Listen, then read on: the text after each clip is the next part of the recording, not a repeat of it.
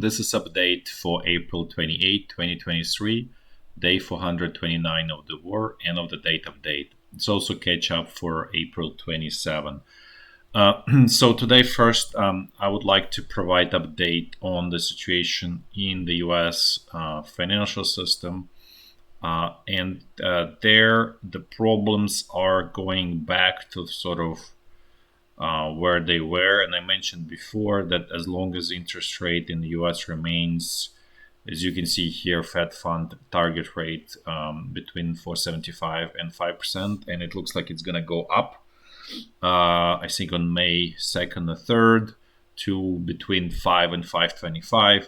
This will accelerate the problems in the US financial system and specifically banking system.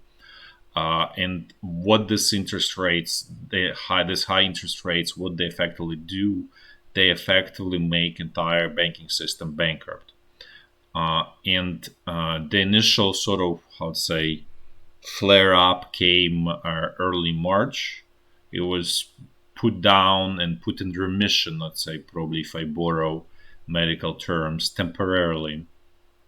And now, so this call it disease is coming back. So as you can see, the borrowing under the primary credit facility back up to almost 74 billion. So you can see this goes back closer to the end of March, and the bank term funding program, it looks like it's at the record high. So what is really this bank term program? Bank term funding program is essentially supporting financing for smaller and medium-sized U.S. banks, which are the most vulnerable to this interest rate increase. But the way it works, it's obviously ecosystem, right? So first you have, small banks, medium-sized, and large banks, and they perform different roles in the economy and so on. But what's going to happen is this sort of problem at first will start with obviously most vulnerable, which is smaller banks, which will go belly up, but eventually it will spread to medium size, and eventually it will get to the large banks as well, including the banks that are benefiting at the moment from the difficult situation in the smaller banks, such as in US, as I think J.P. Morgan and so on. So, because right now a lot of these deposits are being moved from the smaller banks that are in very difficult financial position to the larger banks, but in the end, deposits are being moved to effectively fund U.S. governments through U.S. treasuries, because they pay roughly 5% and slightly above 5%. So what this really goes back into is that essentially government is crowding out financing from private market to the government. Essentially, it's sucking money from the private sector to the government, and that obviously kills slowly but surely private sector. And this sort of death spiral right now, it's at very sort of slow stage. It's just getting ignited. And if interest rates will continue where they are, and it looks like they're going to go up based on the data, on the inflation data that came out over this week, this process will accelerate, and it's going to be exponential acceleration, which may lead to very bad outcome in the U.S. financial system sometime in the summer, probably towards the end of the summer, around like August, maybe even into September. Hard to predict the timing, but it's very clear if things don't change, if interest rates don't go down, the banking system in the US and around the world will not be able to handle this situation, and because this interest rate effectively makes entire banking system bankrupt. and that's just very simple sort of what's going on. Also, the only bright spot is the stress in their sort of world financial system. As you can see, FX repo went down to zero, which really means demand for US dollars is no longer there. There is no stress in the world financial system in terms of demand for US dollars. So at least it's more contained right now within the US at this moment. Now let's switch to actually Russia and the perception of in Russian society, what really Russian society wants, and call it average Russian wants. So this is results of the polling of obviously a Russian population. It's done by the company called Levada Center. Uh, this is actually, so I just want to explain that this company is actually sort of call it pro-Western. It's actually being sanctioned by the U.S. Oh, sorry, by the Russian government, and it's labeled as a foreign agent, which is not sort of helpful thing in Russia to have to be labeled as such. So I can understand that a lot of people say, well, this is obviously not reflecting reality. I think directionally it is correct. Maybe the percentages are not perfect and so on, but directionally it is correct in my opinion. So the first question here is: do you support Russian aggression against Ukraine? And the navy blue means like for sure 100%. Light blue means more yes than no.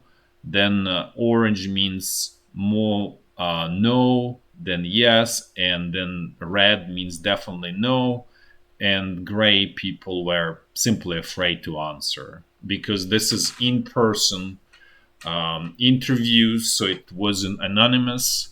So this definitely probably affected to some extent the outcome. But at the same time, as you can see, that if you add both certain yes and more yes than no, it gives you 75% of population supports this war in Russia right now. And we can say that this is probably 25% that don't support. Even I would include gray gray area because those people probably just were afraid to say what they really want. Because right now there is like literally hysteria in Russian society where everybody is basically writing to the government on its neighbors, even within the family, like saying like, okay, this person doesn't support the war, and you can have a lot of sort of problem, including go to jail. Basically, there are a lot of laws passed over past, let's say, 6 months in Russia that you can easily get into jail for even just simply criticizing or even just not saying perfectly correct sort of words. You can be in jail. So this is, but at the same time, it is still true that let's say more than 50% of Russian population supports this war against Ukraine. And let's actually drill a little bit down on it and to get a better feeling of why and so on. So this block is people were asked, why do you support it? And the first answer was, I'm a patriot, and I want to support my country, and I trust, my president. It's my country, and so on. Basically, like this sort of. Basically, you can say this is people that are brainwashed by propaganda because patriot is the first sign when someone says I'm a patriot. It means that the person is brainwashed by propaganda, by government propaganda. Then the second one is security of the country. Basically, this again in a way, narrative that's being pushed by propaganda. We're being attacked by the evil West, and the West was ready to jump on us and attack us. So this is another 16%. So as you can see, propaganda works pretty well. You have, good chunk of people who believe in that. Then even more sort of outlandish propaganda claims, such as to eliminate Nazis in Ukraine, fascism in Ukraine, and so on. That's 14%. That's people completely have some, let's put it this way, mental issues to believe that kind of stuff. And then another one is to protect Russian population in Ukraine. So this is 14%. So as you can see, propaganda works pretty well. And then similar claims, push NATO away from our borders, 5%. This one is basically, okay, the war started, we need to sort of unite, we need to fight no matter what. That's another 6%. Then the 4%, they started it first, we didn't start it first, and so on. So as you can see, this is all pretty very clear product of basically brainwashing through government propaganda. And then this block is why you're not supporting war Russia against Ukraine. And here the kind of also very sort of primitive answer is war is just a bad saying, which is okay, fair, and it's true. And basically, I'm for peace no matter what. That's 19%. Then the next one is essentially iteration of the same. It's just people are dying and so on, and it's obviously nobody likes that, and that's reasonable. At the same time, I would like to say there is no sort of from a the concerning part that people just simply uncomfortable that that other people die, but there is no sort of self-reflection about the immorality of what's being done, which is a concerning moment here. Here, actually, this is the answer to that. The morality part, which is the most important, is actually we started it first. It's Ukrainian land. We are aggressors and so on. This is only 11%, as you can see. It's definitely not. So what this really means that even this minority, 25%, in that minority, only small minority truly realizes that this is wrong from a moral perspective, which is the most important part of all of this. The next one is 8% is just the most also primitive answer is, I don't see the point in this war. I don't understand the goals of this war. The 4% is it's just waste of resources, money, and so on. The another 4% is actually really kind of like supportive of the war, but just people are they feel like they're not ready. Basically, it says here we're not ready. We have too little military power. We don't have good commanders and so on. And then 10% is other, and 23% I'm unsure. The 3% it's a civil war, and it's one country and so on. So that's just gives you hopefully better understanding of sort of the thinking of, let's say, average or majority of Russian population. And here it's by age. So as you can see, the first one is on average. Then this is 18 to 24-year-old, and then you can see the groups. As you can see, there the older people are, the more they are in support of the war, which is very ironic because people who are actually going to be dying, and most of them are on the front line, is the youngest. And that's probably why you also see that the smallest support is among the youngest, who most likely going to be on the front line and who's going to be paying for all of this with their lives. Then next one is the next question was, shall we continue the war or shall we start the peace negotiations? So as you can see, that I would say 25% we should continue the war, then 13% sort of leaning towards continuing the war, and 28% is leaning towards starting peace negotiations, and 23 definitely want peace negotiations. So here picture is not sort of as clear cut. It's more indication that Russian society is more ready than not to actually stop the war. And so we'll see how it all plays out. But this is the same question, but in terms of the age groups, right? So again, we see the same picture, that people who are really most hardcore are the oldest ones, right? The youngest ones are least interested in sort of continuing this war, which, as I said, I think there is a very logical explanation for that. So then a few more questions here. Are you concerned about the supply of the military equipment by the West to Ukrainian army? So as you can see, at least 51 is very concerned, and 26 more concerned than not, and then 9 and 10 essentially not concerned. So this is really has a lot of psychological effect on the Russian society and creates a lot of concern among the Russian society. And then you see this by the age group. Essentially, as we see, one consistent message is the older people are, the more, actually not the less, but actually the more aggressive they are, which is very interesting and actually very logical, because they're not going to be paying for their sort of desires and aggression with their own lives, so they don't have anything on the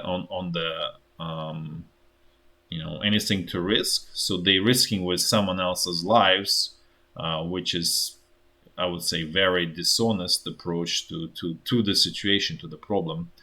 And then this question here is, are you concerned about Ukrainian offensive? Literally, he says here counteroffensive, but we can call it the Ukrainian offensive.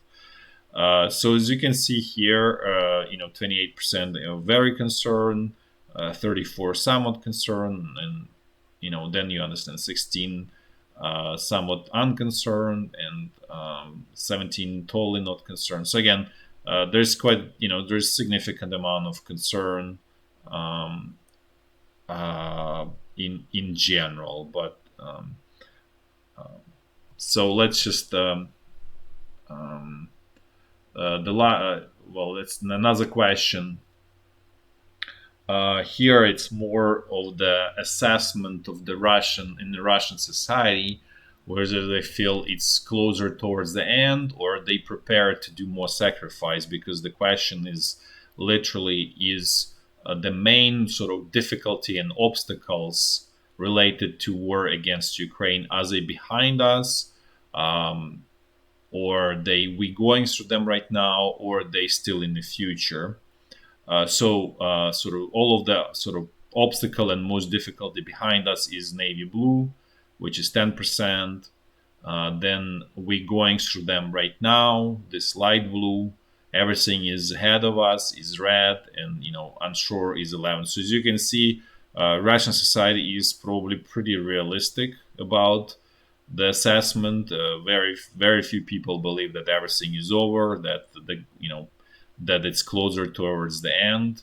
And as you can see, that I would say majority believes that everything is still up in the future. So this is hopefully gives a little bit of better feeling about the Russian society, how it perceives. And this is what I've been saying probably since like March of last year or April last year, that the problem is not in the Russian president. It's not the Russian president war. It's a Russia's society war against Ukraine, and it's being broadly supported within Russian society. And as you can see, ordinary Russians are willing to come to the war and willing to die, and that's the best proof that this is not just problem of the Russian president.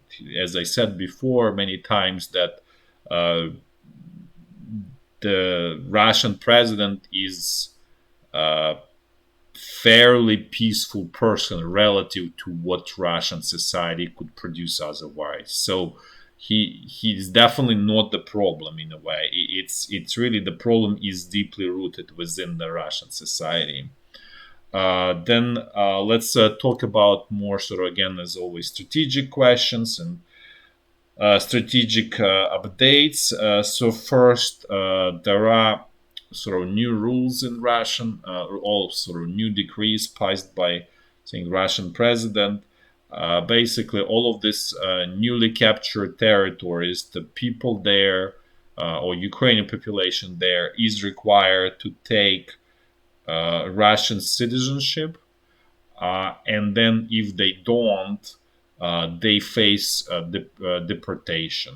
So again, this is going back to this whole idea later. Okay, how this territories become Russian, and there is Russian support there. Essentially, what Russia is doing is you know ethnic engineering of the territories, right? The ethnic cleansing of the territories. It's not being done in as brutal way as it used to be, but that's really what we can truly understand and see how it's actually being done.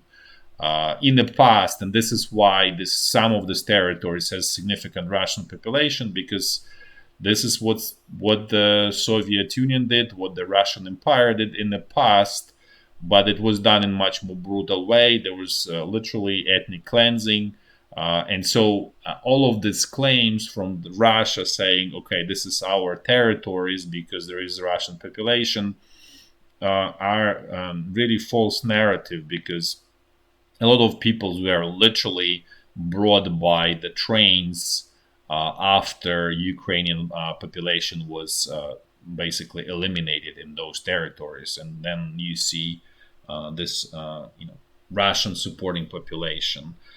Then another news out of Russia: Russian Minister of Defense met with Chinese Minister of Defense in India. They had sort of this big meeting, including with Indian Minister of Defense. So things were going well there, and Russian Minister of Defense was invited to visit China.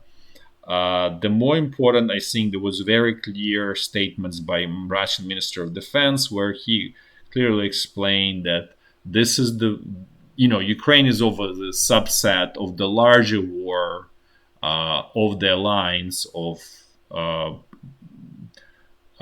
Russia, China, Iran, against the current world order. They don't want status quo. They want to change the world order to their liking, to to their interest, to their benefit, and they are being silently supported by many more countries around the world. I mentioned this before, including India, even though India has a very tense relationship with China. Effectively, India silently supports this sort of redrawing of the world order. The same goes true for countries in Latin America, such as I said, Brazil, Argentina. There is South Africa. There is the Persian Gulf.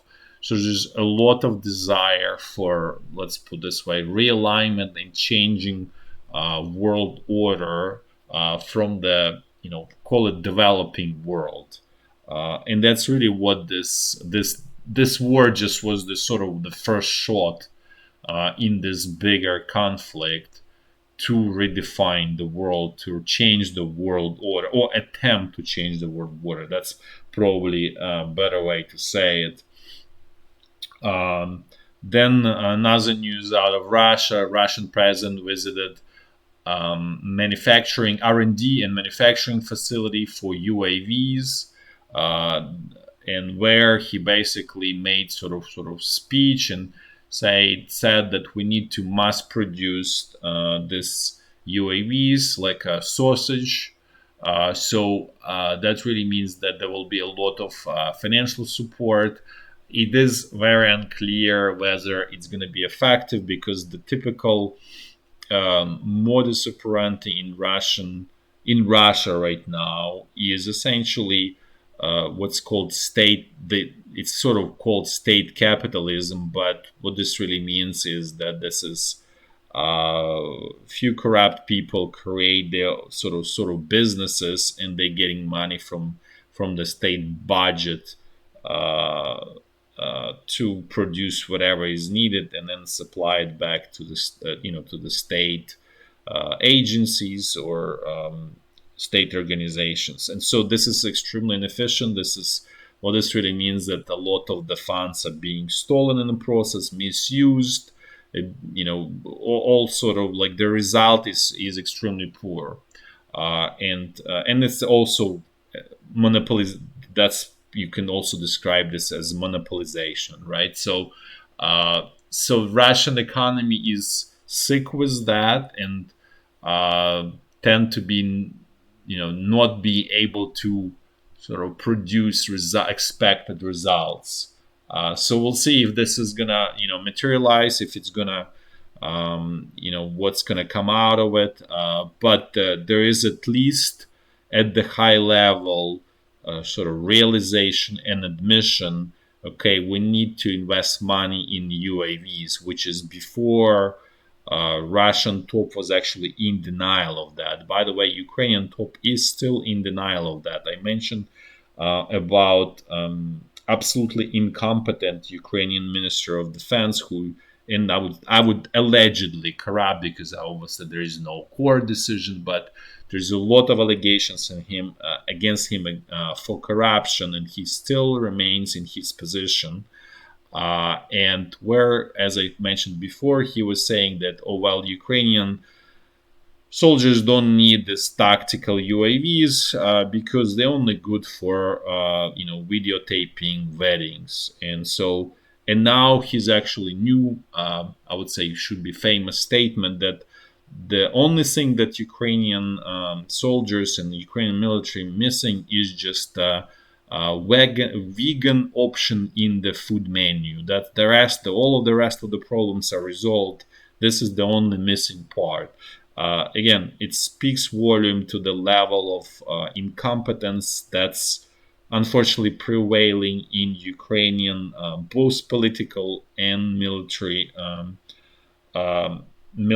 top. And I would also mention this just sort of update on all of this UAV, that Arlan 10 is still well, and there is no match on the Ukrainian side. There's also Arlan 30. I mentioned this before, which is actually much more dangerous, because essentially it has a module, which is basically, it's a Arlan 10 with a special module that has a laser beam that highlights the target, and then Russian military shoots the shells that they have that follow that laser beam and perfectly precisely destroy the target.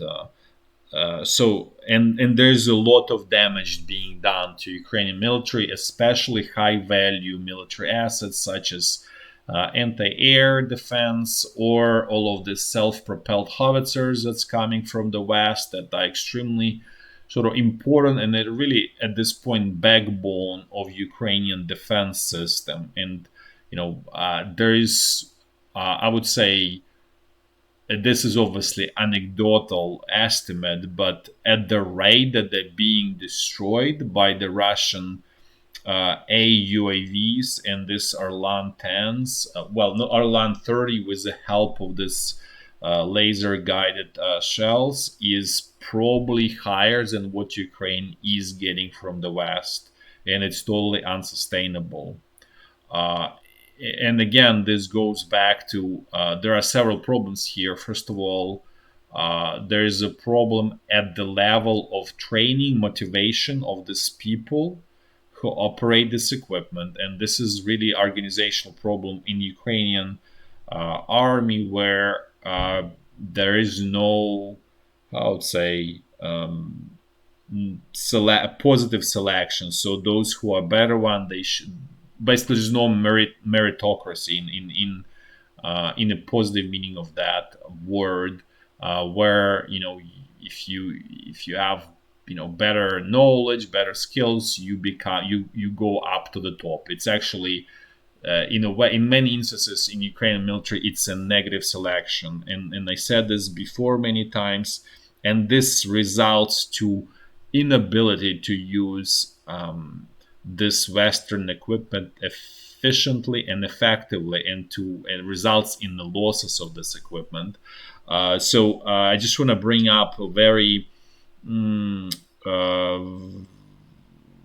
very concerning incident that happened, I think, a day ago or a couple days ago, where basically Russian military destroyed at least three launching units for S-300 anti-air systems, and also damaged Gepard, um, the anti-air, also, I'd say, cannons. I guess that's um, self-propelled cannons based off, I think, Leopard 1 tank. So again, this is so first of all, this Gepard supposed to be covering those S-300. That's why it was there with them. So it's kind of like battery of these 300s, and they were all essentially damaged or destroyed. So this Gepard should be covering them by destroying all of these UAVs, and it's a fairly trivial task for Gepard. At the same time, it was not actually, I would say, operationally ready. It was just shut down standing, and it got hit. It didn't get destroyed, but it for sure got damaged. But it goes back, and this whole sort of unit was about like 20-25 kilometers from in Kherson region, from the Dnipro River, so on the Ukrainian side. So this again goes back to what I said, is if you have wrong people in wrong places with poor training, education, and so on, they not being able to effectively use equipment, and leads to the losses of the equipment. And that's a general problem in Ukrainian army, and it all stems from the top. As they say, the fish rots from the top, and this is not a problem of sort of ordinary soldiers or so on. This is everything. All of this is coming from a political top, and then it sort of trickles down to the military top in the Ukrainian army, and then obviously road goes all the way down, and it stops somewhere at, sometimes at the battalion level, sometimes at the company level. So that's where sort of things are sort of more or less working properly, definitely at the company level in most cases. And sometimes they still work at the battalion level, but once you get above battalion level, things really, full overwrought and non-efficient, and so on. So going sort of, and another sort of conclusion from all of this, that Ukraine got all of these tanks, all of this artillery pieces, and so on, and somehow it's believed that this is some kind of like magic wand that will somehow destroy Russian forces. They will not. As I said before, the the way these systems are going to be used in Ukraine army, they will not be used in a sort of systemic way where they work together, coordinated as a part of the larger force, and so they're going to be basically degraded to standalone units, and at that level, Leopard 2 or Challenger they are somewhat better than, let's say, T-72 or even T-90, but they are not sort of hugely better, right? They may take out on individual level 2 or 3 T-72s or T-90s, or maybe even 4 to 5 before they're going to be knocked out.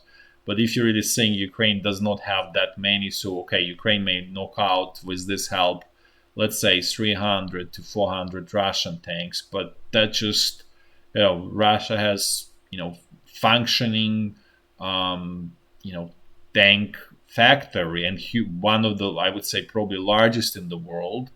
And so they will replace those losses. But there is a problem because effectively West cannot produce Leopards, cannot produce Challengers, cannot produce Abrams in any meaningful quantities. And so you strategically, it goes to that end, for first of all for Ukraine, and then for the West as a whole. And this is not, I'm not even talking about the psychological effect in the among Ukrainian population, when, because there is a huge expectation right now that all of this equipment will do some will make some miracles happen. And then when there is realization settles in that there is a problem, a deeper problem, and it's not about the equipment, it's really about the way Ukrainian society functions, and that really will, as I said, will lead to eventually to the 1917 moment in Ukraine, and there will be the same similar 1917 moment in Russia. They both sort of on a pathway to that.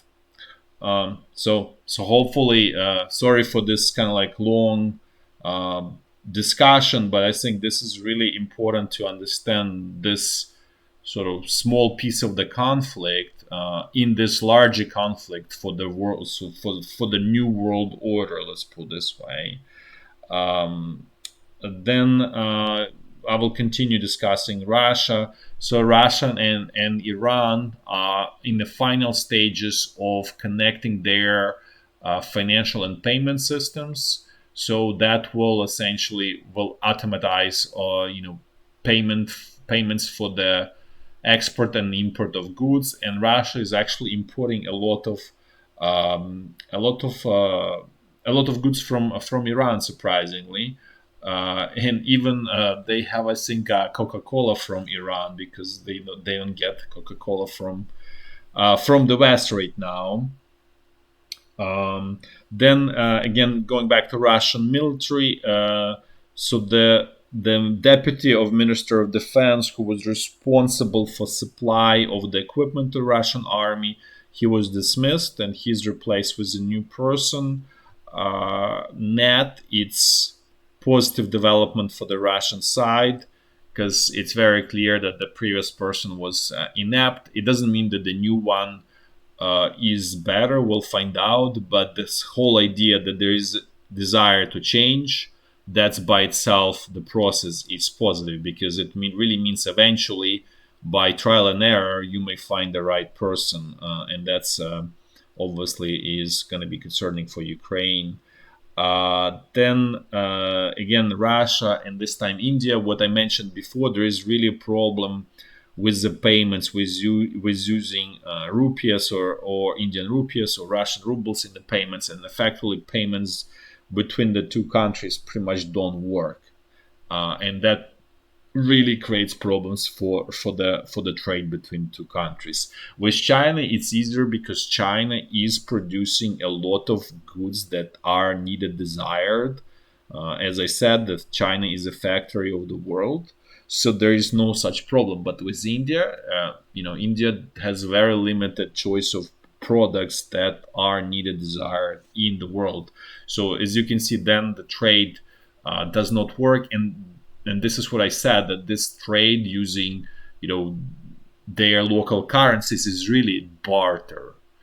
It's not really true trade in the financial meaning of the word. It's a barter, and because you know India doesn't have much to offer to Russia, this barter scheme doesn't work.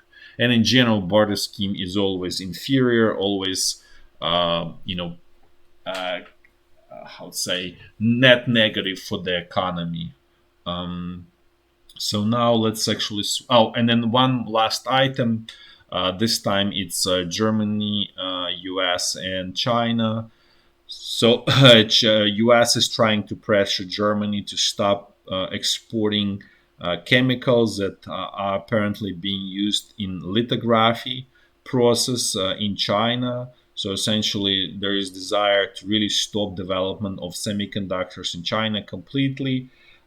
In some news, I see that this was sort of okayed by the German government.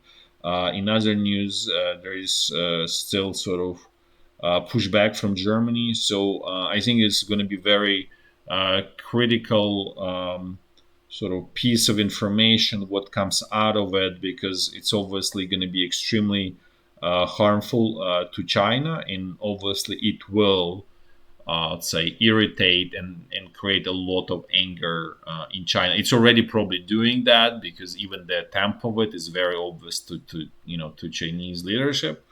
But this is actually sort of not discussed news, but this is extremely important news, and especially the outcome where it really goes. Now let's switch to Ukraine. Let's do walk through the front line in Ukraine.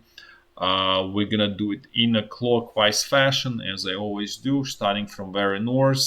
So the situation along the state border remains very intense.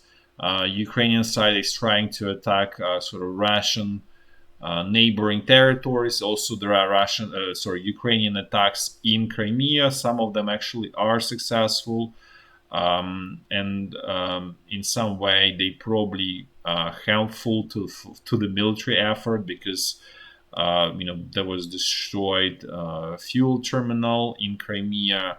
So down the road, that might be helpful. Then at the same time, all of these attacks on this neighboring Russian territories are, again, as I said, propaganda, and really doesn't lead to anything. And then obviously there are retaliatory Russian attacks. Well, I guess retaliatory is probably not the right way to say it, because it's a Russian aggression. So everything by default is aggression there.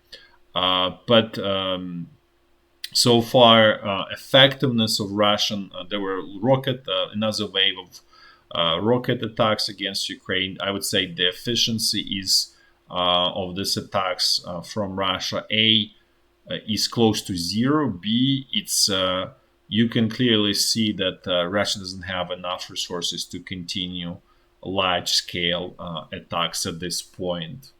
Now let's move to the North Lugansk front line. Things here are quiet. As mentioned before, it's turning into another Zaporizhya front line. Really nothing is happening here. Now let's move to North Donbass front line. Things here also are frozen. The only places where there's active warfare is obviously Bahmut, and this is, I'm just gonna do another quick look. So essentially, Russian troops, Wagner mercenaries, continuing their extremely difficult sort of squeeze of Ukrainian troops, and at this point, it's unclear who will prevail. Whether the Wagner mercenaries will get completely sort of expanded and expired without being able to push out completely Ukrainian troops, or they will manage to sort of push out Ukrainian troops literally out of Bakhmut and be expired. So it doesn't look that, let's say, there's still going to be the salient, as you can see, around the village of Khromovo and Ivanivsky, and that salient probably will remain. So it looks like the most the Russian side will be able to do in the sort of best case scenario is literally push Ukrainian troops outside of Bakhmut, but Ukrainian troops will be literally on the outskirts of Bakhmut. So this is where it looks like it's gonna go. The regular Russian army is definitely not going to be able to sort of to do much. That's going to be, in a way, Ukrainian side is lucky that Wagner mercenaries are done for now. They're not done as organization. Organization remains. It will sort of reinvent itself. It will come back later, probably, if the war continues, obviously. But for now, in this specific iteration, it's done. And this is how these things were developing over time. Just kind of refresher. And again, this is just pressure from the Russian side around Bahmut. Just want to say that this doesn't come easy for Ukrainian army. There's very high losses, and so this is not just basically Ukrainian army is paying with the lives of the regular soldiers to contain Wagner mercenaries. So the price is obviously human lives. It's not being done in effective and efficient way with equipment and so on. It's being done by basically plugging with the bodies the front line. There's also very interesting observation from the Russian side, from Wagner mercenaries. The observation is the following: since they started getting very few shells, artillery shells, their losses went up by 5 times. So wherever they used to lose one person, now they're losing to achieve the same task 5 people, right? So that really accelerated, how to say, disappearance of the Wagner mercenaries from the front line, the lack of artillery shells. Now let's move to central Donbass front line. Things here are essentially the same. There's no essential changes. Russian troops are continuing their futile attacks as a whole, I would say, in the same areas.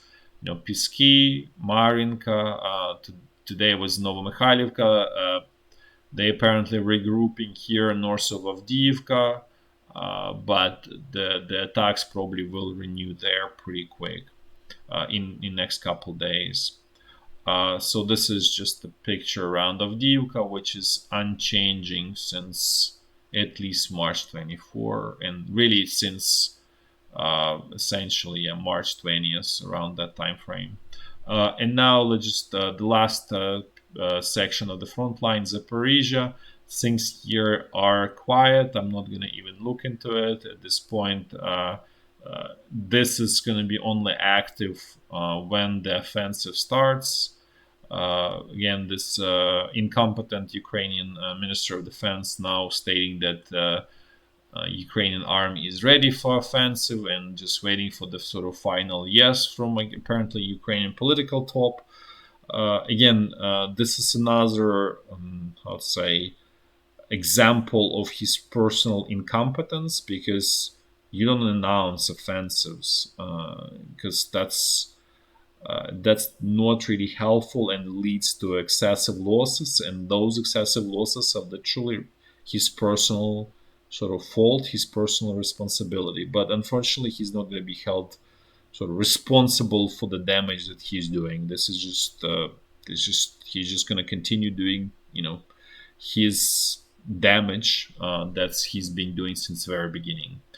That's it for today. Thanks for watching. Until next time. Bye bye.